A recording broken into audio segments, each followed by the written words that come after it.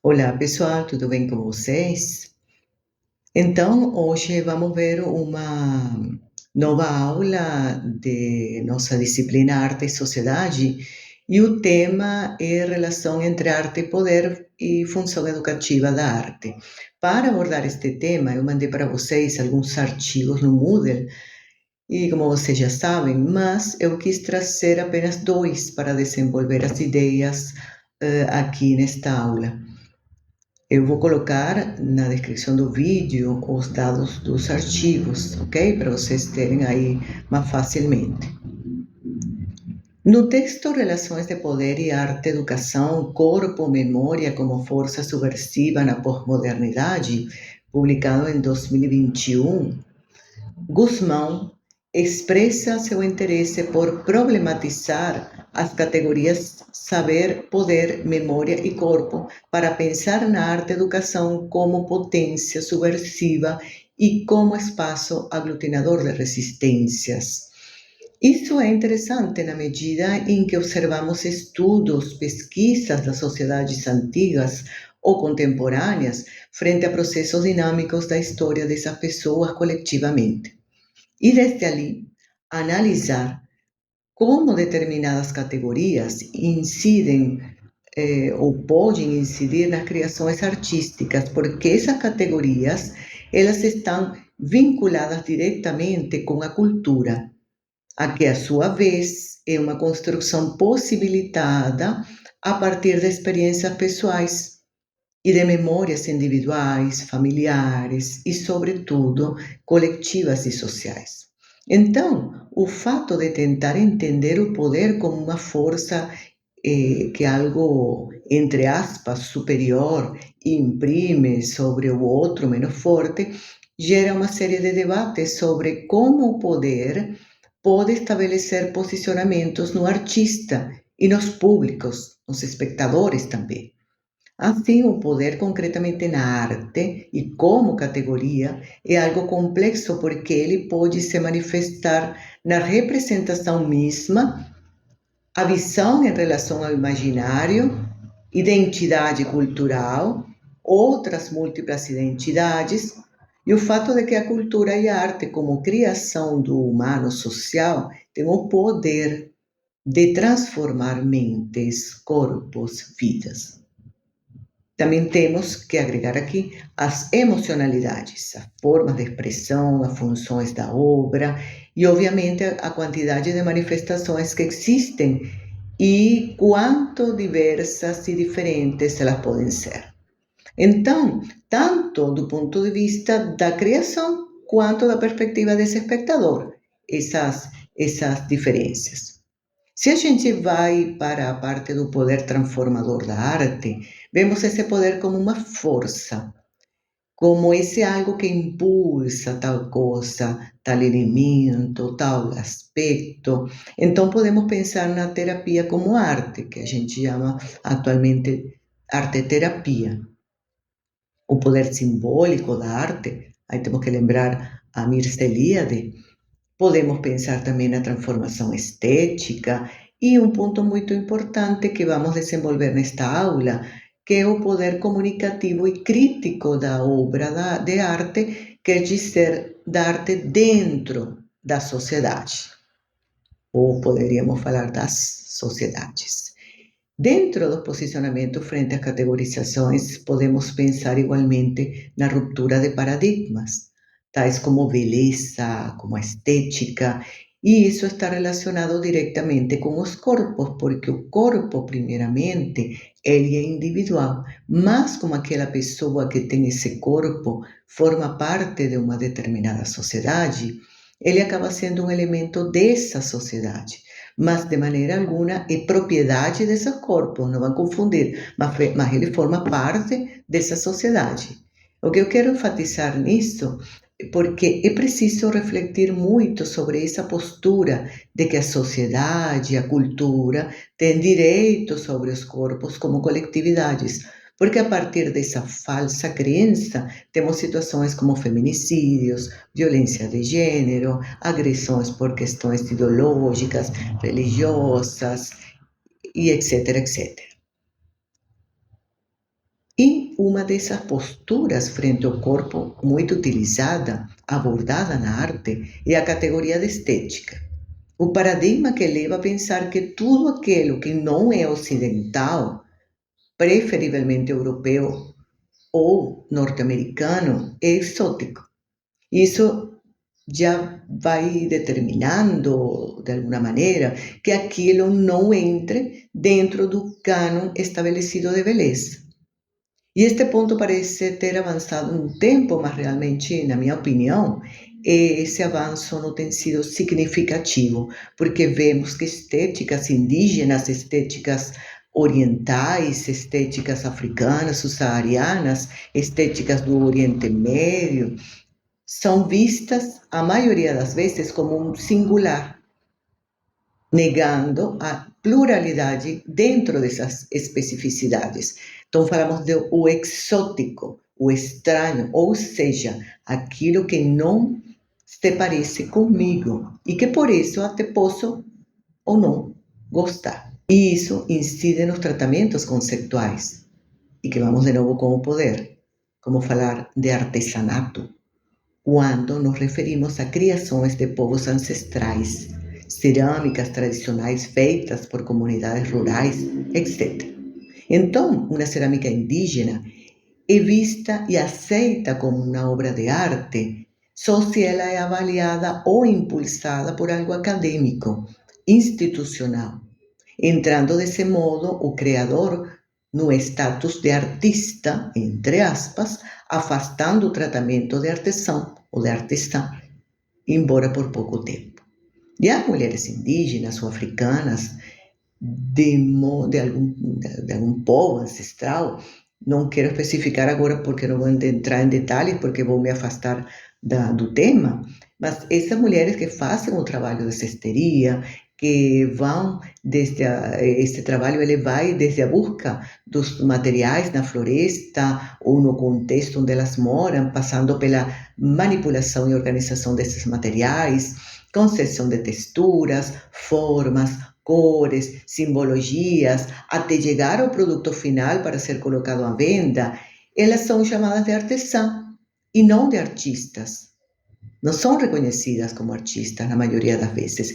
E, além disso, elas sofrem preconceitos de mentalidades capitalistas eurocêntricas, vamos dizer assim, porque eu vi isso várias vezes. Os turistas ou nativos mesmos prestigiam a exposição de arte indígena, que está sendo mostrada como parte dos acervos de algum museu ou galeria, e depois de sair ali desse espaço super interessados em essa cultura, então eles vão para a loja de arte, que está aí de um ladinho desse lugar, e compram peças exóticas desses povos que já tinha essa exposição, né, que viram na exposição, sem ter enxergado as pessoas desse povo, dessa cultura, que estão sentadas no chão, na porta daquele museu, ou daquela galeria, ou perto da loja, vendendo peças originais feitas por elas mesmas.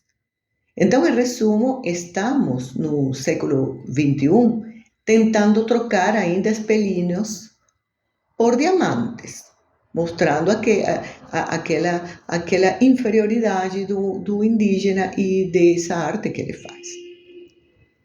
O saber se instala nas experiências, não só aquelas individuais, enquanto que o corpo é um lugar de memória, voltando para o corpo, e aí podemos lembrar a Pierre Nora com aquilo dos lugares de memória, que se bem ele não estava falando do corpo exatamente, mas eu lembrei.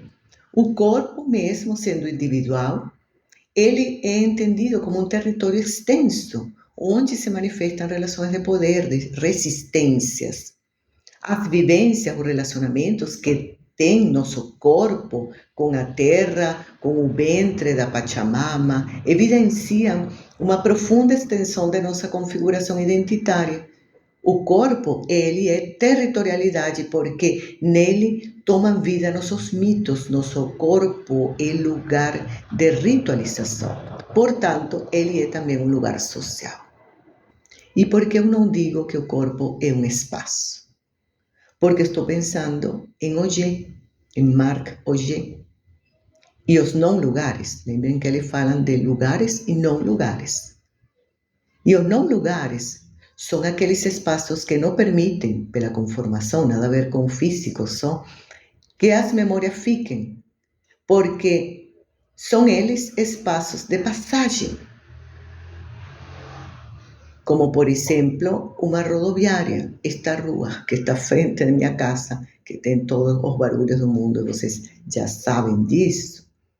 Então, enquanto que os lugares são, eu diria, como livros abertos, dispostos para que cada ser da Terra, não apenas humanos, escrevam suas memórias. E aqui eu lembrei, falando de memórias, de um filme que eu gosto muito, que se chama The Pillow Book. Algo assim como, que foi traduzido para o Brasil como Livro de Cabeceira. Ele é um filme de 1996, baseado no livro homônimo de Makura Soshi, da escritora medieval japonesa, Shei Shonagon, que trata da história, estou aqui resumindo mesmo, porque é mais profundo, né? Onde o corpo se converte em papel que suporta memórias, frases, poesias, diversos tipos de escrita. Mas também ele se transforma em tinta, em pluma. Ele é um filme extremamente metafórico. Eu recomendo que vocês assistam ele. E como no filme, no livro, o corpo é um território individualmente passivo que toma maior substância quando se transforma num lugar de poder. E quando eu digo corpo, posso estar falando metaforicamente, mas neste caso estou me referindo ao corpo como materialidade. A essa transmutação da Terra, porque mesmo sendo meu individualmente, meu corpo é social. E como todo lugar social precisa de liberdade e respeito. E o corpo é um todo soberano. Há uma performance bem interessante também, que Yoko Ono apresentou em 1964, que se chama Cut Piece, algo assim como peça cortada, onde ela permitia que o público fizesse intervenções no seu corpo. Ela estava sentada, permanecia imóvel no cenário, antes oferecia ao público tesouras, e o público então ele podia ficar à vontade para cortar a parte da roupa que Yoko estava vestindo. Essa performance, digo que é bem interessante, porque ela explora a submissão, o controle do outro, o controle do outro por o corpo daquela outra pessoa, a vulnerabilidade, a violência para com o corpo feminino, neste caso concreto, dessa performance. Então, podemos pensar da mesma maneira o corpo como descolonização da expressão artística, e nesse caso entra sim a metáfora. Vocês sabem por quê? Porque a obra que o artista cria é seu corpo, ou pelo menos parte dele. Então, ela resiste, ela briga, grita as injustiças, a obra, como corpo. Um exemplo na música é Imagine, de John Lennon, entre outras. E aqui, no nosso Abhyayala, continente em expansão, tirada essa terminologia, como vocês já sabem, mas eu lembro, do povo Caribe-Cuna, da língua Caribe-Cuna, temos as yeguas del Apocalipse. Las yeguas del Apocalipse, as éguas do Apocalipse, que era uma proposta de dois artistas chilenos, Pedro Lemebel, que morreu em 2015, se não me engano, e Francisco Casa Silva, que atuou entre 1987 e 1997. E uma dupla fantástica que fez várias performances onde usaram o corpo como território, como territorialidade, para visibilizar a diversidade de gênero, a sexualidade, usando a expressão artística como poder de crítica. E vejam que eles atuaram durante o período da ditadura militar no Chile, O que faz mais significativo isso, vamos dizer assim, esse movimento. Também eles tiveram um posicionamento crítico frente à arte, precisamente por causa das categorizações e de paradigmas que ela estava utilizando nesse momento. E eles tiveram esse nome como uma versão feminina dos jinetes do Apocalipse, destes textos bíblicos, utilizando, como eu disse, o próprio corpo como elemento artístico para denunciar a violência em suas diferentes manifestações e dar visibilidade às minorias de gênero. E é muito interessante criar consciência, fizeram isso, criar consciência sobre o HIV, que essa doença naquele momento era cruelmente estigmatizada socialmente. E vejam que o texto de Guzmán fala da intenção social de apagar, de negar a existência do que ele chama de subclasses. Por exemplo, indigentes, prostitutas, e naquele momento, da década de 90, 80, 90, dentro dessas subclasses eu agregaria as pessoas que tinham HIV, que era realmente complicado. Eu lembro perfeitamente que era muito complicado para essas pessoas. Então, voltando para Guzmán, porque se é certo que essas pessoas formam parte dessas sociedades, essas mesmas sociedades pretendem invisibilizá-las. Então, o autor enfatiza que elas estão ali presentes para escancarar a face mais perversa do sistema. E isso é bem freudiano, isso que ele falou, porque Freud fala do infamiliar. Ele tem um ensaio de 1919 que se chama O Infamiliar, que é precisamente esse humano denigrado pelo mesmo sistema que o criou. Um sistema que afasta os loucos ou aquelas pessoas que tinham uma doença rejeitada socialmente. Ele falava naquele momento das pessoas com hanseníase, mas também aí podemos colocar as pessoas com HIV, mas contemporaneamente, precisamente porque elas carregavam um estigma terrível e muito doloroso, um fardo histórico de exclusão e discriminação, inventado e alimentado pela própria sociedade a qual aquelas pessoas também pertenceram em algum momento. E Freud diz que esses grupos, essas pessoas, eu diria esses corpos, territórios, estão ali à luz pública para me lembrar que esse ser é tão humano quanto eu. Mas que eu, como sociedade, excluo porque não quero me ver nele. Essas pessoas eram colocadas, vamos dizer assim, soltas, como um animal, tras as muralhas da cidade, para negarem ver essas pessoas, para negar que elas existiam, de uma maneira. Então, esses infamiliares, esses estranhos, podemos pensar sobre isso na obra de Bosch, O Navio dos Loucos.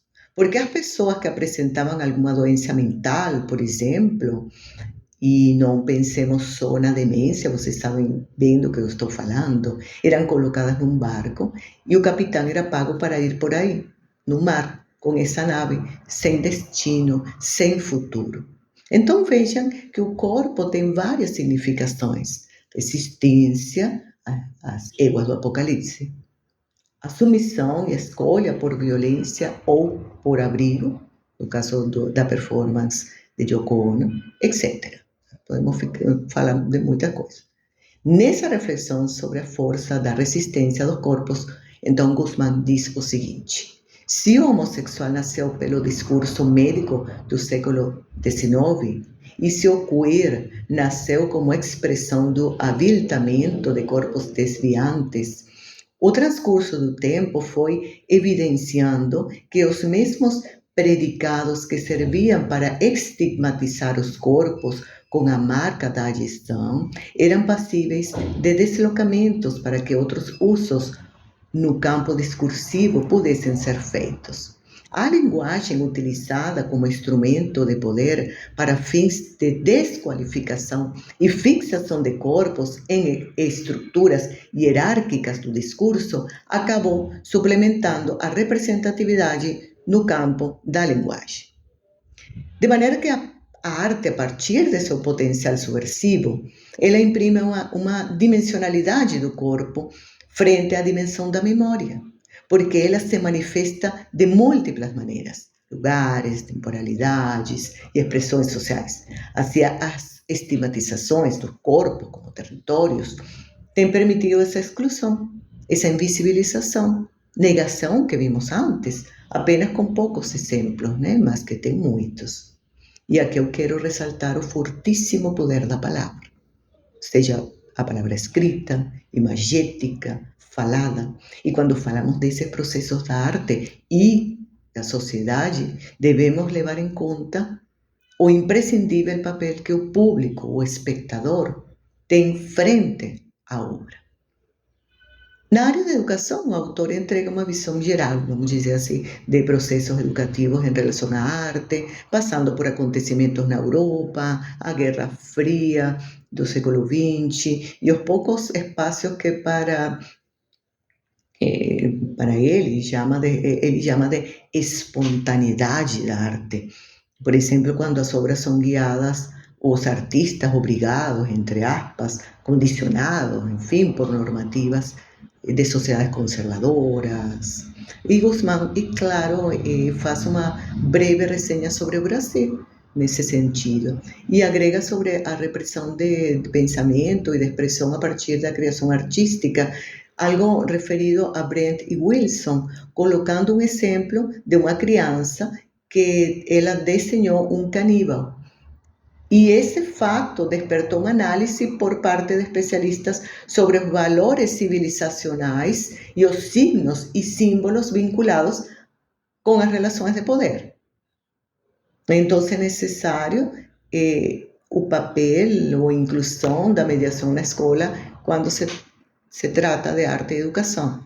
Porque qual é o significado, uma simbolização pode ser de um caníbal?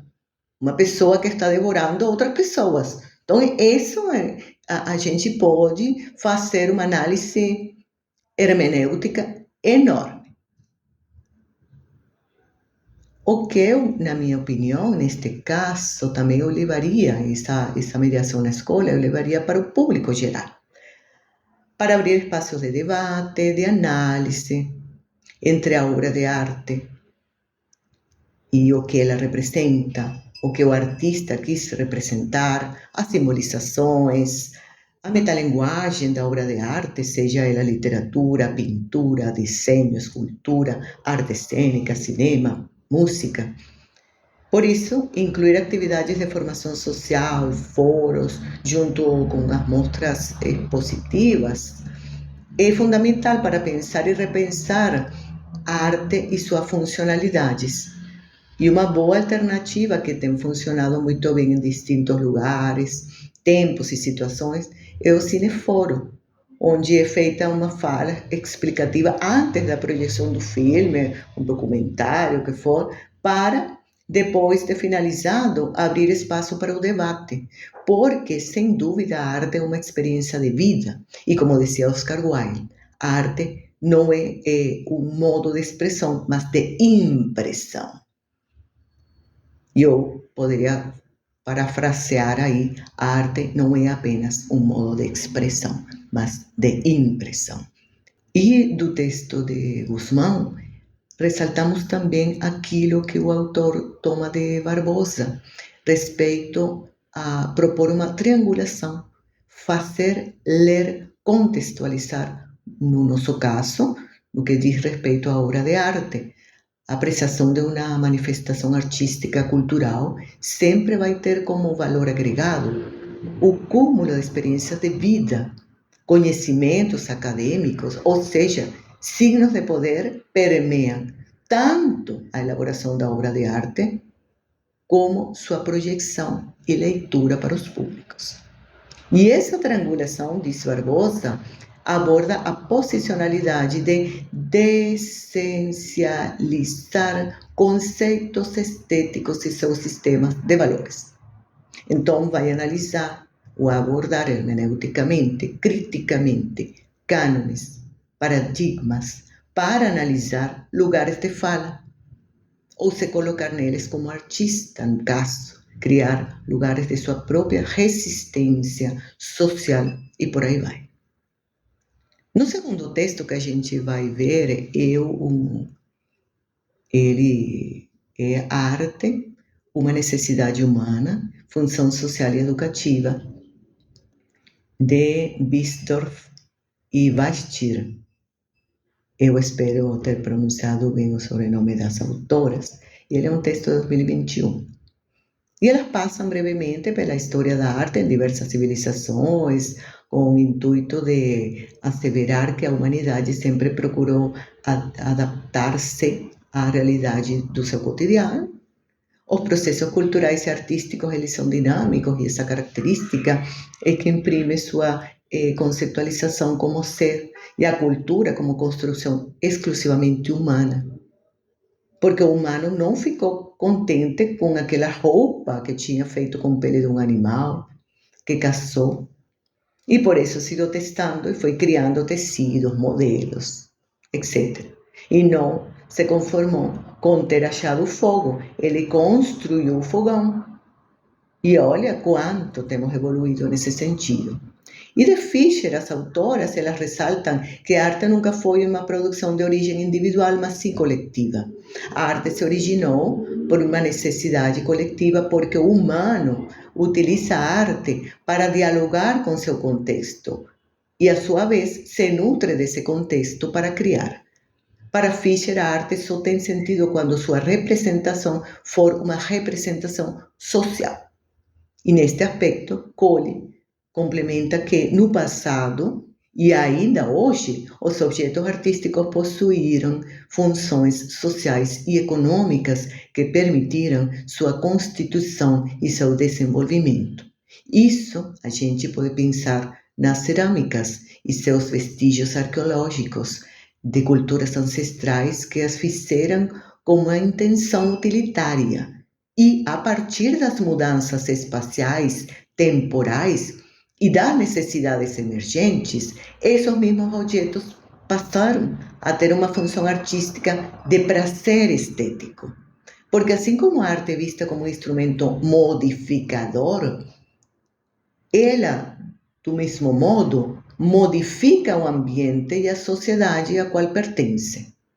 Um exemplo que podemos trazer do teatro é a obra Casa de Bonecas, de Ibsen, quando Nora, a protagonista, uma mulher casada, com filhos, e olha que estamos falando de 1879, ela cansada de não ser valorizada pelo marido, pela família, ela abre a porta de sua casa e vai embora, sozinha. Fato que na época, e muitas que seguiriam, gerou muita controvérsia nos públicos. Então, contemporaneamente, pensem vocês qual exemplo vocês trariam em esse sentido de obras de arte, mas isso foi uma ruptura de paradigmas em aquele momento. Então, podemos concordar com Fischer quando expressa que o artista continua sendo o porta-voz da sociedade. Quem cria a obra tem visão social em todas suas facetas.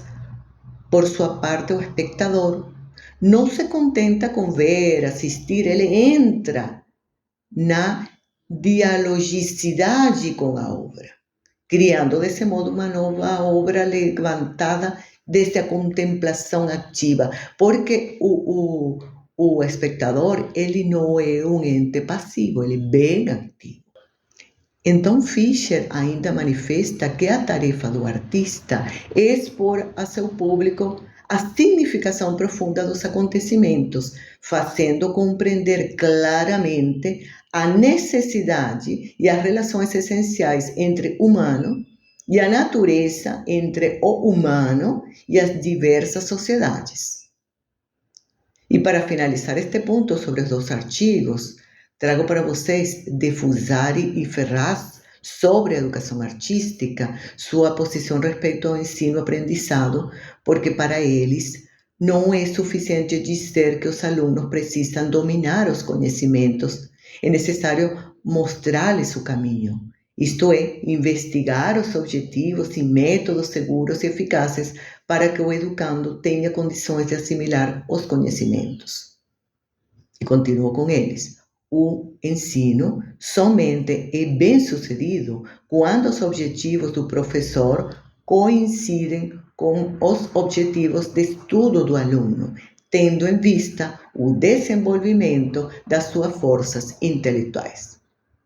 Então, do que poderíamos inferir que o trabalho do docente em artes, e eu agregaria em culturas, em diversas linhas gerais, né, deveria ser guiado por um caminho de horizontalidade, onde aquela triangulação que a gente viu no texto de Gusmão, retirado de Barbosa, e eu vou trazer para cá, fazer, ler, contextualizar, elas sejam construídas juntamente, docente, aluno.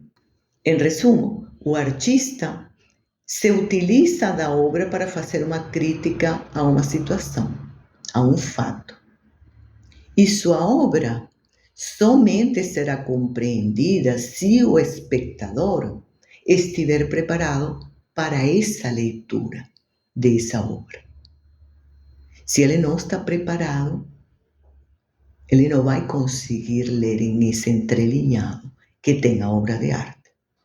Para entender na prática esse papel da sociedade, da arte na sociedade, como exemplo ativo, vou propor uma atividade a partir do relato Mr. Taylor, escrito por Augusto Monterroso, um escritor hondureño, nascido em 1921, naturalizado guatemalteco, e depois ele foi exiliado no México, onde faleceu em 2003. E ele é considerado um dos mestres da minificção, porque ele tem textos curtos que realmente são maravilhosos. Eu não consegui esse relato, Mr. Taylor, em português.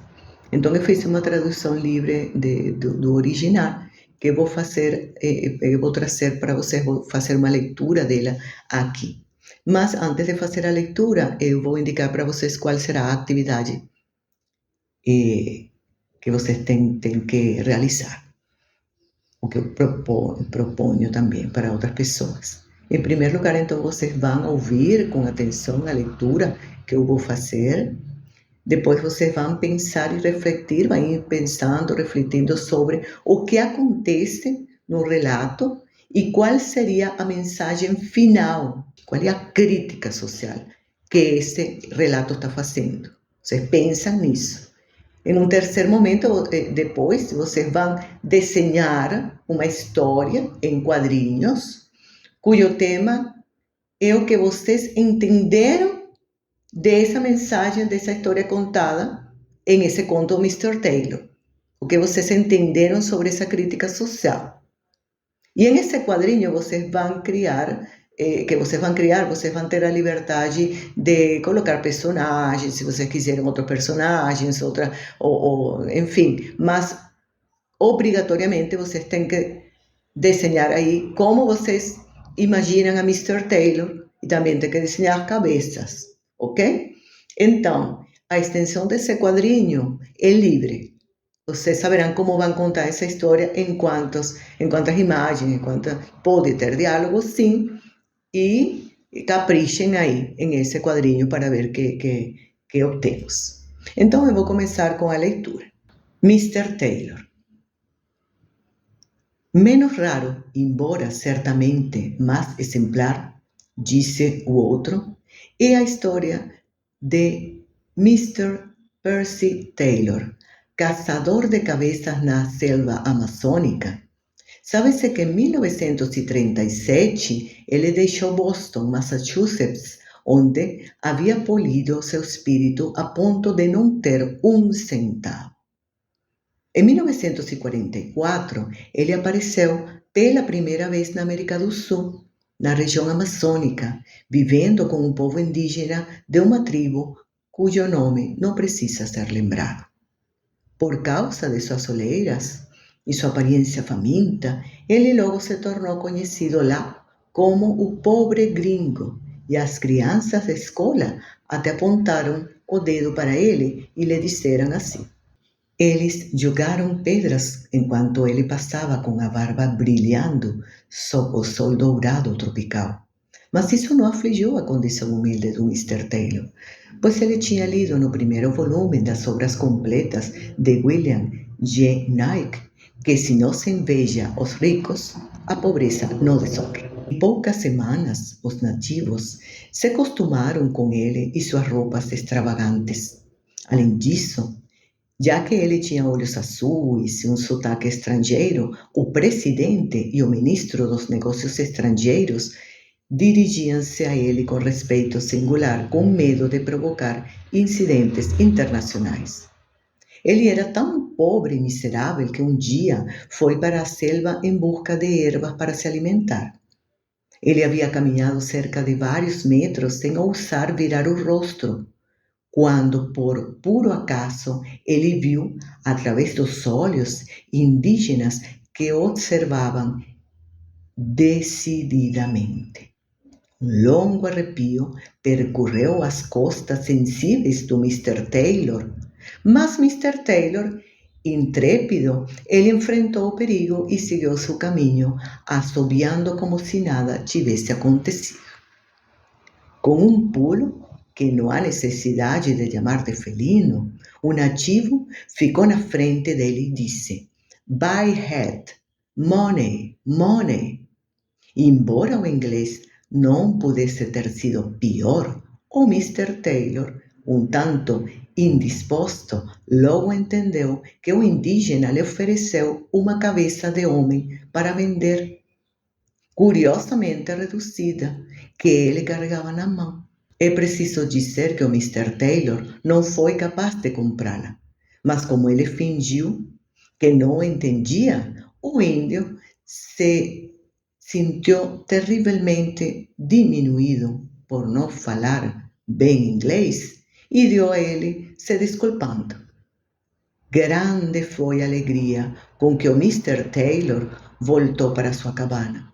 Naquela noite, deitado de costas no precário tapete de palmeiras que servia de cama, interrompida apenas pelo zumbido das moscas aquecidas que esvoaçava, fazendo entre elas obscenamente o amor, o Mr. Taylor, ele contemplou com prazer por um longo tempo sua curiosa aquisição. O maior prazer estético ele extraiu de contar um por um os cabelos de sua barba e o bigode e ver o par de olhos irônicos que pareciam sorrir para ele, gratos por esta deferência. Um homem de vasta cultura, o Mr. Taylor costumava se entregar à contemplação, mas desta vez ele ficou imensamente entediado com suas reflexões filosóficas e arranjou para dar a cabeça a um tio seu, o Mr. Ralston, que mora em Nova York. E desde a mais terna infância revelou uma forte inclinação para as manifestações culturais dos povos hispano-americanos. Poucos dias depois, o tio do Mr. Taylor lhe pediu, depois de ficar indignado pelo estado de sua importante saúde, que por favor o agradara com mais 5. O Mr. Taylor accedeu de bom grau ao capricho do Mr. Ralston e não se sabe de qual modo, pelo correio, deu retorno. Fico muito contente em satisfazer seus desejos. Bem grato, o Mr. Ralston lhe pediu mais 10. O Mr. Taylor se sentiu muito lisonjeado por poder servi-lo. Mas quando, um mês depois, ele implorou o envio de 20, Mr. Taylor, um homem rude e barbudo, mas de refinada sensibilidade artística, ele tinha a sensação de que um irmão de sua mãe estava fazendo negócios com aquelas cabeças. Se vocês querem saber, foi assim. Com toda a honestidade, o Mr. Ralston explicou em uma inspirada carta cujos termos resolutamente comerciais fizeram que cordas do espírito do sensível Mr. Taylor vibrassem como nunca antes. Eles imediatamente arranjaram uma parceria na qual o Mr. Taylor ficava comprometido a obter e remeter cabeças humanas reduzidas à escala industrial, enquanto o Mr. Ralston as vendia da melhor maneira possível em seu país. Nos primeiros dias, houve algumas dificuldades irritantes com certos caras do lugar, mas o Mr. Taylor, que em Boston obteve as melhores notas com um ensaio sobre Joseph Henry Silliman, revelou-se como um político e obteve das autoridades não só a necessária licença para exportar, mas também uma concessão exclusiva por 99 anos. Custou-lhe pouco trabalho para convencer o guerreiro executivo e aos feiticeiros legislativos de que este passo enriqueceria a comunidade em pouco tempo e que mais tarde todos os aborígenes sedentos poderiam beber cada vez que fizeram uma pausa na recoleção de cabeças um refrigerante muito frio cuja fórmula mágica eles mesmos forneceriam. Quando os membros da Câmara, após um breve mas luminoso esforço intelectual, eles perceberam tais vantagens, sentiram ferver seu amor à pátria e em 3 dias promulgaram um decreto exigindo ao povo acelerar a produção de cabeças reduzidas. Poucos meses depois, no país de Taylor, as cabeças alcançaram aquela popularidade que todos nos lembramos.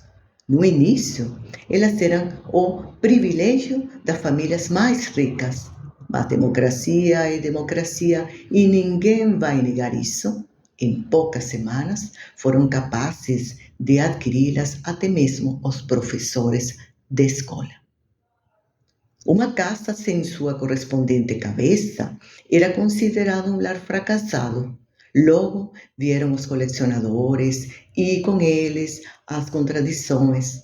Possuir 17 cabeças passou a ser considerado de mau gosto. Mas era distinção ter 11. Elas se tornaram tão vulgarizadas que os verdadeiramente elegantes foram perdendo interesse e só por exceção adquiriram alguma se apresentasse qualquer particularidade que a salvasse do vulgar. Uma, muito rara, com bigodes prussianos, que pertencia em vida a um general com muitas condecorações, foi doada ao Instituto Dampfeller, que por sua vez doou, como um raio, $3,5 milhões para impulsionar o desenvolvimento dessa manifestação cultural tão emocionante dos povos hispano-americanos. Nesse interim, a tribo havia progredido de tal forma que já tinha uma ruazinha ao redor do Palácio Legislativo. Naquela calçada alegre caminharam os domingos e no dia da independência os membros do Congresso, limpando a garganta, exibindo suas penas, muito sérios, rindo nas bicicletas que a companhia lhes havia dado. Mas o que eles querem? Nem todos os tempos são bons. Quando menos esperavam, ocorreu a primeira falta de cabeças. Então, a parte mais feliz desta festa começou. As meras mortes já eram insuficientes. O ministro da Saúde Pública sentou-se sincero e, numa noite quente, com a luz apagada, depois de lhe acariciar, como por não fazer outra coisa, o seio, confessou a sua mulher que se considerava incapaz de elevar a mortalidade a um nível agradável para os interesses da companhia, sobre o qual ela pediu para não se preocupar. que ele veria que tudo ia ficar bem e que era melhor eles irem dormir. Para compensar essa deficiência administrativa, era essencial tomar medidas heroicas e a pena de morte foi rigorosamente estabelecida. Os juristas consultaram-se e elevaram a categoria de crime, punível com enforcamento ou tiro, dependendo da sua gravidade até a ofensa mais trivial. Mesmo erros simples se tornaram atos criminosos.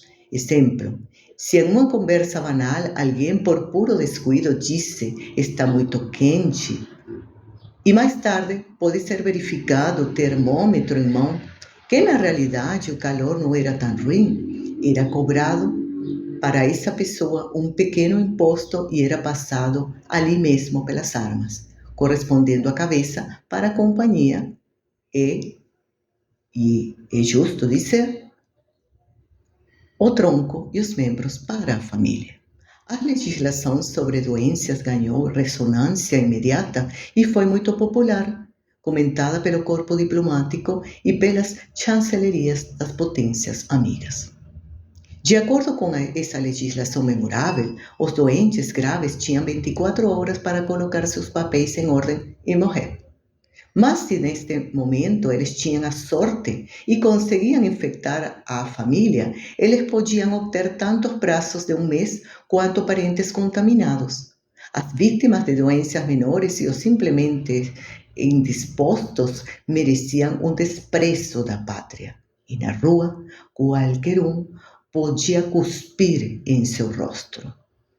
Pela primeira vez na história, a importância dos médicos foi reconhecida. Houve vários candidatos ao prêmio Nobel.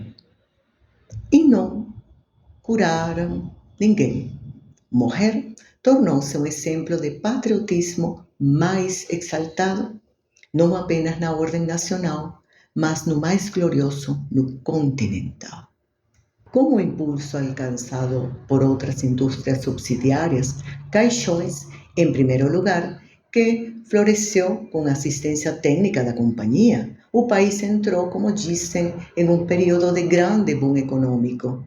Este impulso foi particularmente verificável em uma nova calçada florida, pela que passavam envoltas na melancolia das tardes douradas do outono as senhoras dos deputados, cujas lindas cabecinhas disseram sim, sim, que todo estava bem, quando algum jornalista solícito do outro lado as cumprimentava sorrindo, tirando o chapéu.